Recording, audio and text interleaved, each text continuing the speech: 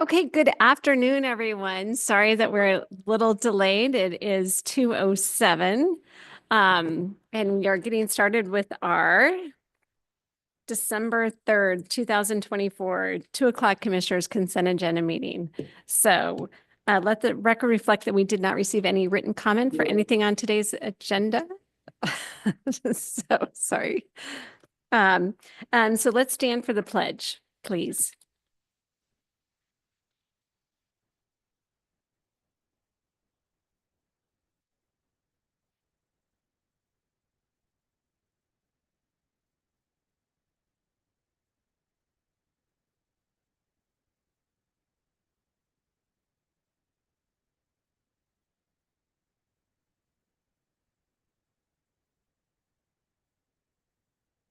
Thank you. That will then take us to our open public forum, and I do have 4 people that have signed up. So we will start with Becky Dickerhoof.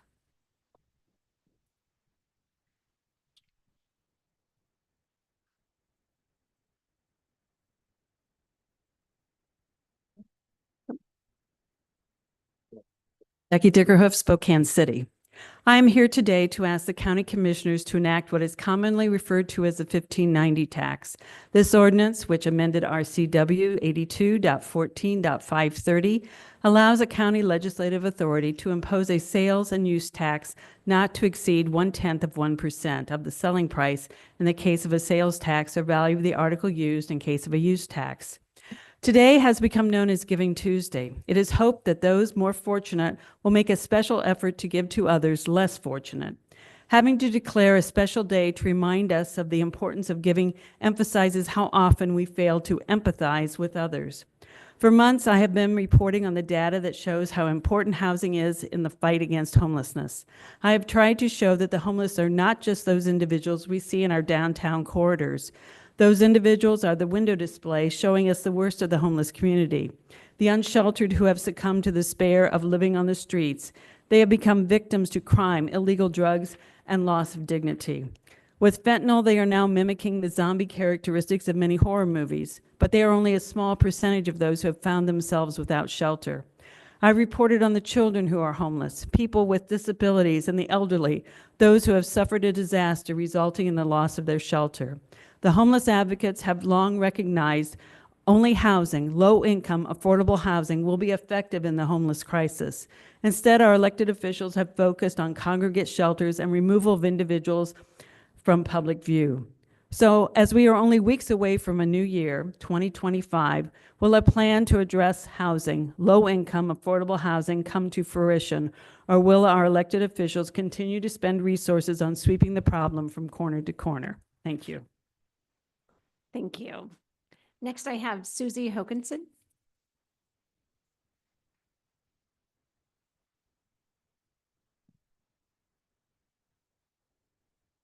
Hello, everyone. That was so much fun. We were all having so much fun talking, right? It gets to be a fun place to be. I wish I'd write my thing down and then I'd know exactly, but then I get nervous doing that. So today, again, I'm talking about the Indigenous and a land acknowledgement. And I've had 2 weeks to think more about this, but I grew up in Enumclaw, which was near the Muckleshoot Indian Reservation, drove through it all the time. And I only remember one fellow from school, and I doubt I even ever talked to him. And then this part of my history of how the Indigenous. And then we were stationed at Indiantown Gap Military Reservation when we did all of our commissary shopping at Carlisle, which was the major residential school. And then my great-grandparents homesteaded up in the Caribou, 70 Mile House. And when I was 16, they moved to Kamloops. Didn't know there was a residential school going on then. And then I made 5 trips to Standing Rock, which was a joy to be part of all of that. And then I've gotten involved with the Salish School a bit, but very aware, as I've said before, that I realize my wealth is because I come from a family that has their history of stolen land. And I am so honored to be part of Indigenous. I've been reading lots of different land acknowledgements, and I hope the county will soon be able to do that. And I found one recently that was just, as a visitor on the land, I recognize how incredibly grateful I am to be here. I am committed to pushing for systematic changes and decolonization to support our Indigenous learners and communities. And I think I gave you all the invitation to the Salish Salmon Talks, and it was just amazing. It was just an amazing event at Gonzaga. It was the first time. How's my time? Anyway, I brought one of these for each one of you. And on the back is talking about the River Family Haven. But what the Salish School has done, and I ride my bike by it, and I've been involved for some time, but it's amazing what they are doing of bringing the language back. And I think it's the only language school in the US. And actually, they moved up to Canada, you know, for 2 years and lived in Indigenous community to become fully ingrained in the Salish language. So please consider. I wish that throughout the United States, we had a very brief land acknowledgement we all said prior to doing the Pledge of Allegiance, because we are fortunate to be here. Anyway, got one for you. I didn't give you one because I knew you'd look at it, not listen. Thank you, Susie. Next I have H.T. Higgins.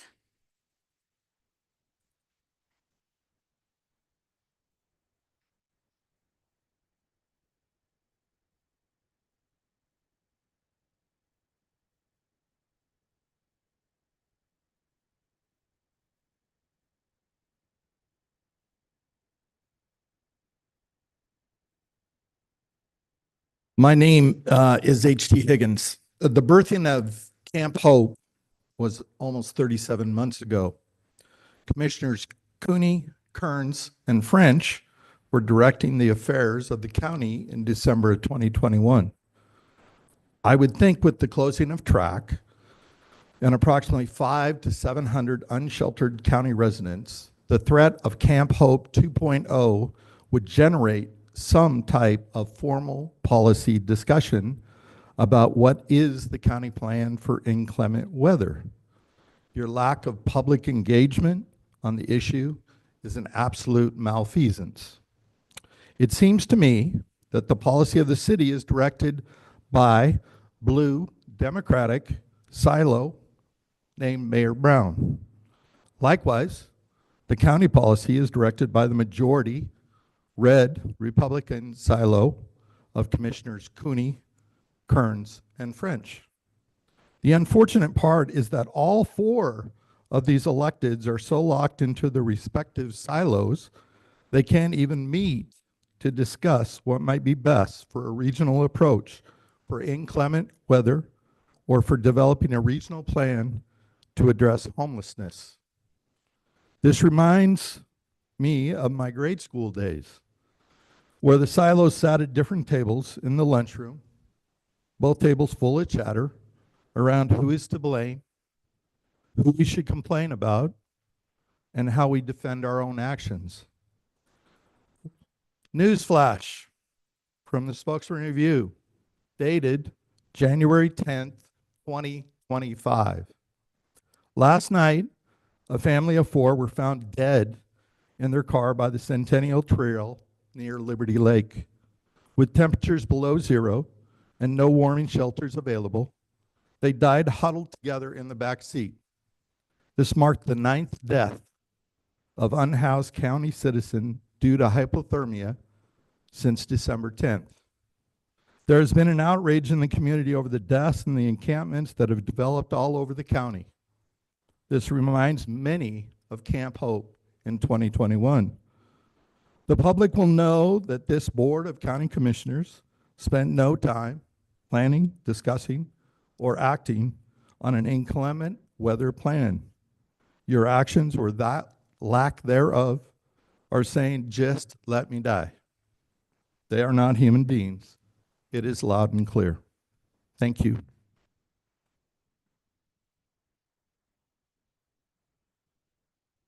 Commissioner Cooney, I'd like to set the record straight on a few things for our guests today and all the folks watching from home.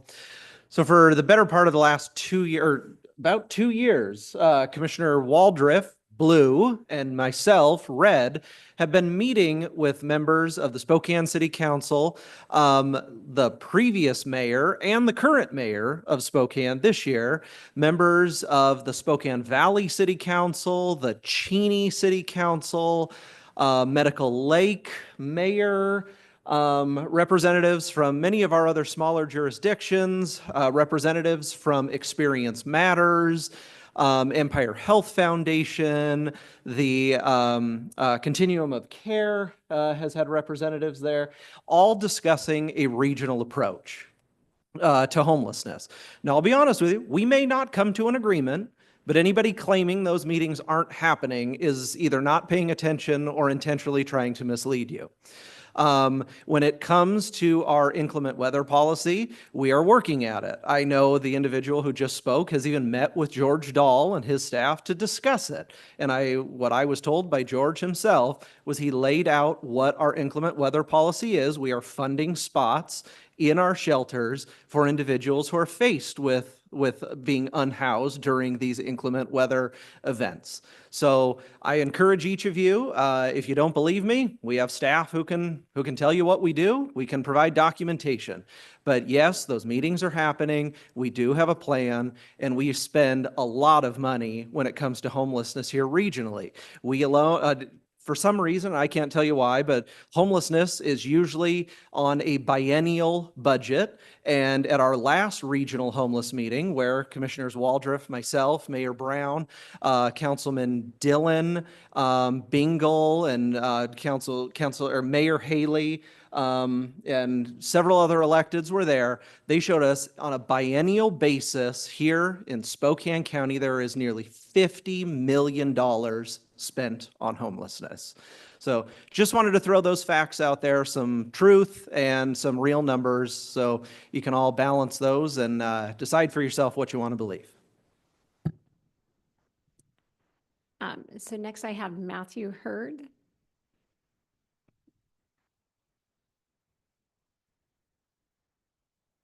I don't know if I can get that high enough. Hi, Matthew Hurd, Spokane Valley, District 4.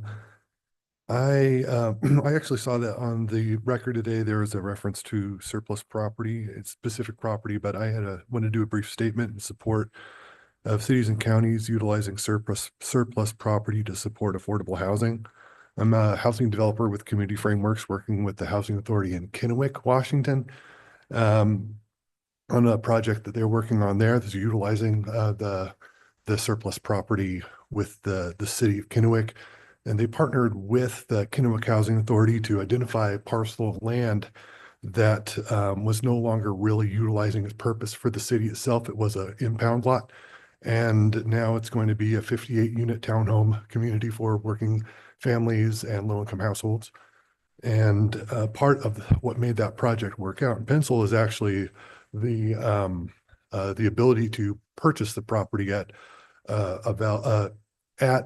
not market value, at below market value. We're buying it at assessed value. And so the county, sorry, it's the city land. The city is not necessarily out in terms of expenditures of cash, but they're also providing, because they're getting some value back as needed to get the site prep to a certain extent. And they had gotten some cleanup grants in advance of that as well. And the city and the Housing Authority have been working together on that for a couple of years. But now being able to acquire the site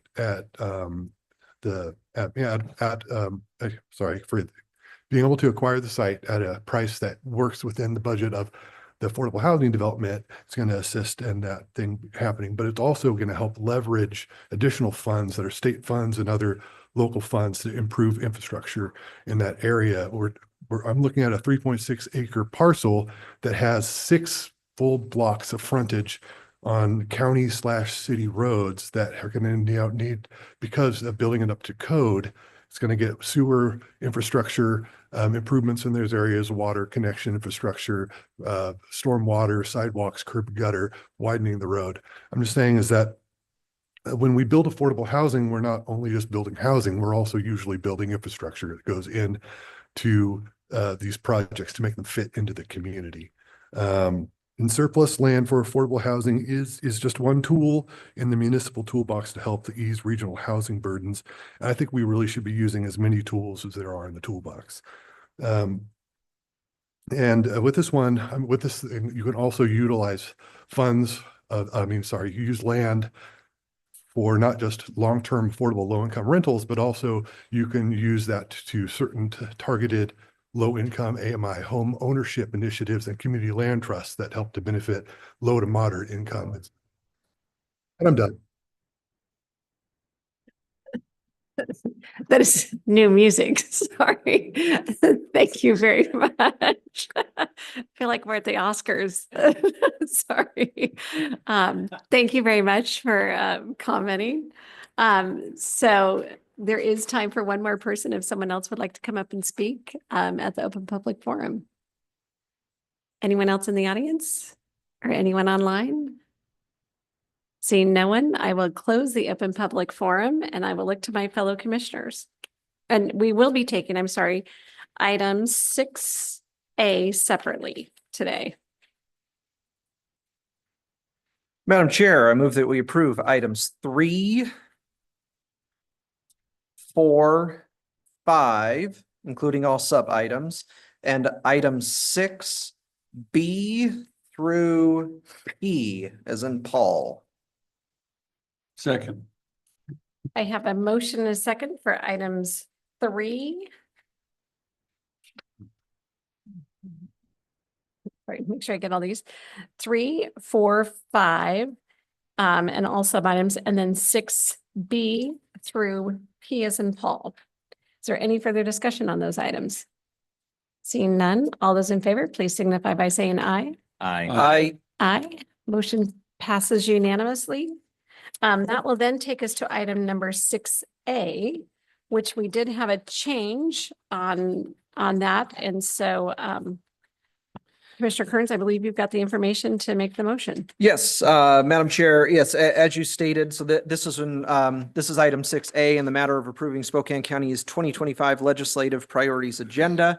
I would like to move that we adopt item 6A with the change of in the Clean Buildings Act section, that will be moved from the bottom of page 1 to the section or the second item on page 3 under county fiscal health. So I think that is sufficient. Yeah. Oh, yeah. And the wording of the new, we did kind of did a wordsmith on there, but it will say House Bill 1257 Clean Building Act. HB 1257 requires significant upfront costs to implement. Spokane County campus updates will exceed $25 million. The county requests that the state provide funding for these mandated expenses. So again, that being moved from the capital budget request section to the bottom of page 3 under county fiscal health. Second. Okay, I have a motion and a second for the amended original language. Is there any discussion on that? Thank you, Madam Chair. I just want to thank the board and Jeff McMorris for the hard work on the legislative agenda. He's in the back there. It's a product of a lot of dialogue and ongoing conversation. Particularly excited to see our funding request in the agenda for the Crisis Stabilization Center expansion. That's a project we've all been working on with Justin's department and others. So glad to see that, glad to see priorities in here related to housing and behavioral health, to expanding condo development to make it easier to create more flexible home ownership options. I'm glad to see the change on the Clean Buildings Act as well. Just want to state for the record, as I did this morning, that regardless of any mandates from the legislature, our team at the county has concluded that making some improvements to our infrastructure and heating system saves the county money in the long term. That being said, there are still upfront costs to make those improvements. And so if there are state funds available to assist, that'd be a good thing. So happy to support the agenda. Thank you. Okay. Commissioner Waldron. Oh, sorry. And just to confirm, I believe I said bottom of page 3. I'm at top of page 3 under county fiscal health. So just want to make sure that was clear. Thank you, Madam Chair. I just wanted to call out the two housing items on here, supporting the Washington State Housing Trust Fund with more funding allocated to suburban and rural communities so that we can invest in construction of multifamily and single-family homes with incomes at or below 80% of the area median income. So we have a priority request to the legislature for that, as well as a comprehensive homeless response.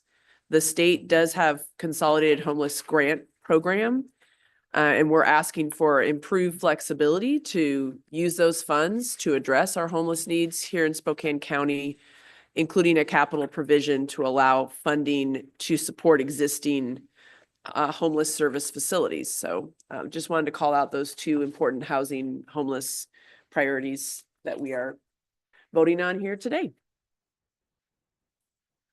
Okay, and actually, so initially we were just voting on amending the amendment to this, not the entire package. Just since we had to make an amendment to it, we are just voting on the amended version at this point in time, and then we'll vote on the entire Got it. process. Jump the gun. Okay. Say you had, I think you had the vote. Well, I know, Good your way. but I do have to open it up since we did make this change. I do, at the request of my attorney, have to open it up for public testimony. Just again on moving the item to the top of the page, as Commissioner Kearns stated, and with the new wording. So if anyone would like to comment on the change and the wording, I will open up for public comment. Seeing no one in the audience, anyone online? Second call for anyone wishing to comment on moving the Clean Building Act to the top of the third page and changing the wording. Third and final call. Seeing no one in the audience and no one online, I will close the public testimony on that amended item and look to my fellow, I'm sorry, we already have a motion and a second. So all in favor, please signify by saying aye for the amendment. Aye. I Aye. Motion passes unanimously. That will then take us to Now, Madam Chair, I will move that we approve item 6A, the Spokane County 2025 Legislative Priorities Agendas as amended. Second. ooh, that was a tie. No, I'm closer than you. You're gonna run the replay on that. Exactly. I'm not gonna, I'm not going there. So I have a motion and a second. Is there any further discussion? Commissioner French. Thank you, Madam Chair. One of the things that we have in our priority that we're voting on this afternoon is a request for tax income and financing clarity and expansion. And this is driven by my efforts to try and provide infrastructure improvements in Latah Valley corridor. And also an ongoing effort to try and provide affordable housing in Spokane County. Unlike some that would like to increase taxes to try and pay for housing and make housing more affordable, I'd rather take an approach that says, let's lower the cost of housing and make it affordable for everybody, not those that just benefit from a program. You know, it's interesting to me that as we've celebrated now 26 years of the Growth Management Act, the one thing that I think Democrats and Republicans do agree on is that the act is broken. It has increased cost for communities across this state. It has made elements of the act totally unachievable without legislative help and or more taxes, specifically low-income housing. There isn't a community in the state that's providing low-income housing as envisioned by the Growth Management Act. And in fact, we continue to load up cost on housing to make it less affordable. So this TIF reform provides clarity around fire stations being built within the TIF zone, but also to provide for the state specifically the Washington State Department of Transportation, to use part of the sales tax revenue generated by new construction to pay for state-owned asset improvements. And what I'm looking for specifically here is the connection between 195 and I-90. That currently is a metered interchange. And the cost to improve that interchange approaches $600 million.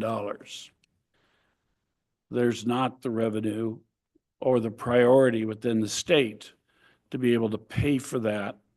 But through a modification of tax increment financing and allowing the state to do what the cities and counties are allowed to do and take that sales tax revenue and apply it to infrastructure, we can see that interchange improved with local dollars. And so I just wanted to provide greater clarity around why that's on here as a legislative priority.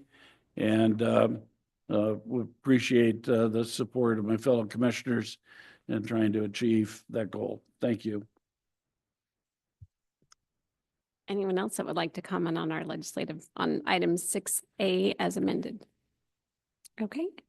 All those in favor, please signify by saying aye. Aye. Aye. Motion passes unanimously. That will then take us to item number 7A. And I believe Justin Johnson is going to come up and give a quick presentation.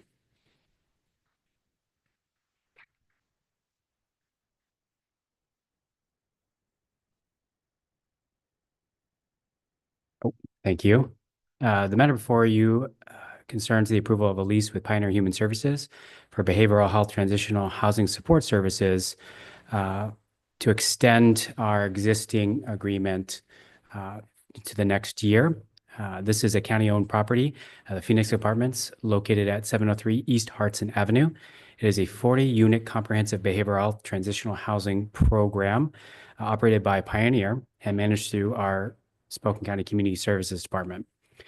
The Phoenix Behavioral Health Transitional Program provides a unique supportive step-down housing option for individuals with severe and persistent psychiatric conditions discharged from acute inpatient and behavioral facilities similar to Eastern State Hospital and other ones in our region. This transitional housing program ensures individuals have the necessary integrated behavioral health support, skill building, and access to independent living services to ensure stable, safer, and more successful transitions into independent living. This program has been in operation for over 15 years in Spokane County and has been critical to reducing homelessness and unnecessary acute inpatient stays for those with behavioral health conditions. One of the major changes in this lease to prior years is that we're moving it from an annual to a 5-year lease. This better aligns with similar transitional behavioral health programs, reduces administrative burden, and allows for us to have a stable engagement with the provider of the services. But this doesn't impact any of the service delivery or the ability for the county to ensure that those remain in place. Pending the conclusion of the open public hearing, it is the recommendation of the Community Services Department that the board adopt the resolution as presented. Any questions? Thank you. Any questions for Justin? No. Excellent. Thank you very much. Okay, this is a public hearing item, so I will open it up for public testimony on item 7A. See no one in the audience and no one online. Second call for anyone wishing to testify on item number 7A. Third and final call for anyone wishing to testify on item number 7A. Seeing no one in the audience and no one online, I will close the public testimony and look to my fellow commissioners. Madam Chair, I move that we approve public hearing item number 7A as presented by staff. Second.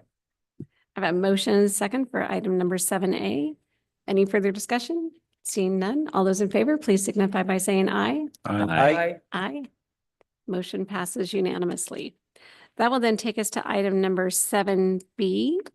And I believe we have Mr. Macchio and Deborah Firkins. Thank you, Madam Chair. Item number 7B is a public hearing. The purpose of this public hearing is for the Board of County Commissioners to determine whether or not Spokane County Assessor Parcel Number 45154 3101 as depicted on the overhead is surplus. The only purpose of this hearing today is to take public testimony on whether or not to declare the property surplus. At the close of the public hearing, a motion will have to be made to continue this item for 1 week until next Tuesday's legislative consent agenda to make a decision on whether or not it's surplus, as well as whether the method which you're going to use to dispose of the property.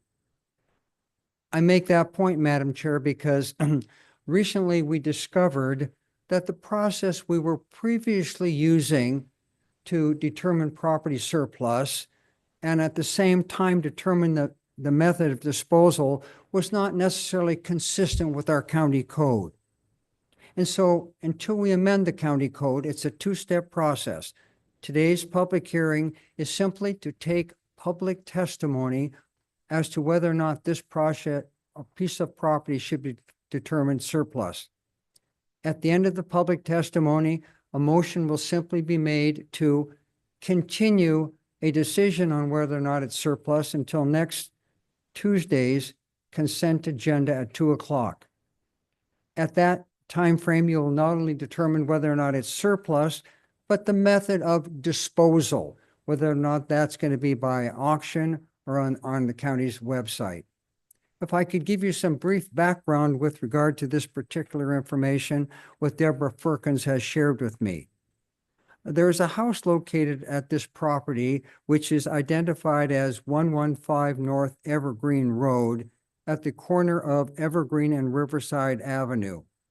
The parcel of property comprises approximately 9,315 square feet. There's a house on the parcel of property which was built in 1954 and has 3 bedrooms and 1 bath. The Public Works Department initially purchased the house in order to widen Evergreen Road in 1999.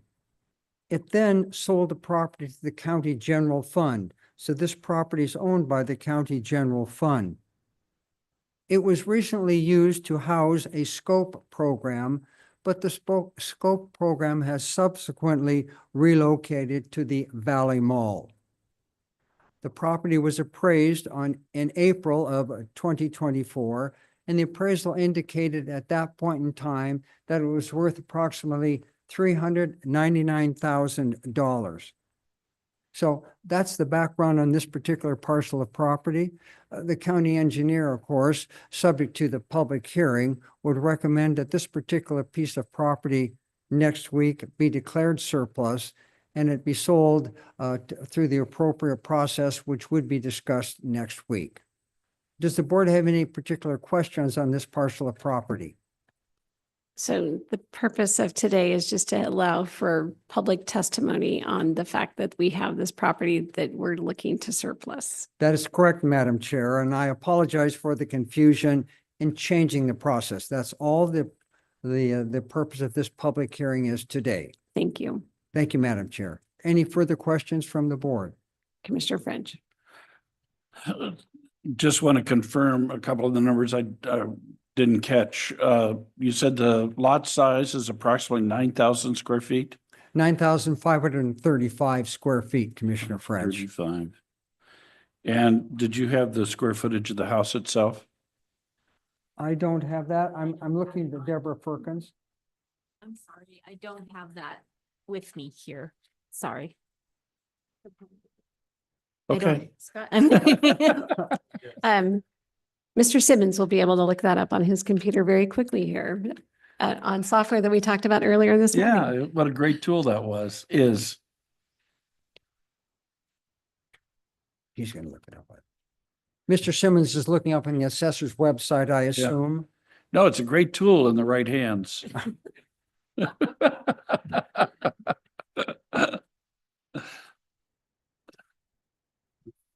The size of the home is approximately 1,055 square feet. Thank you. You're welcome. Any additional questions, Commissioner French? No, that's fine. Thank you. Thank you, Madam Chair. Are there any other further questions from the board? I'll sit down and turn it over to the chair for public testimony. Thank you very much. I'm not seeing any further questions, so I will open up for public testimony on item number 7B. Second call for anyone wishing to testify on item number 7B. Third and final call for anyone wishing to testify on item number 7B. Seeing no one online and no one in the audience, I will close the public testimony and we will continue this item. I'm going to make sure I say this right. No, I think we're going to continue the item for 1 week to determine that this will be surplus and the method to surplus for decision on 12/10 at 2 o'clock. Is that correct? Madam Chair, you're correct. May I impose upon one of the board members to make a motion to continue it 1 week until next Tuesday's consent agenda to make a decision on surplus as you've articulated and also to determine the method of disposal. So moved. I'll second the motion. Okay, I have a motion and a second. What he said. At this point, I think I've tried to like capture it, but to continue the item for 1 week to determine as surplus and the method to surplus for decision that will be on 12/10 at 2 o'clock. Okay, any further discussion on that? Thank you, Mr. Macho, for your thorough description. Seeing no further discussion, all those in favor, please signify by saying aye for the continuation. Aye. Aye. Motion passes unanimously. So we will see this back on our agenda. Mr. Simmons or Mr. Folsom, is there anything else to come before the board today? I have nothing further. Nothing from me. Thank you. Thank you. So with that, that concludes our agenda for today, and we will see you all next week. Thank you very much.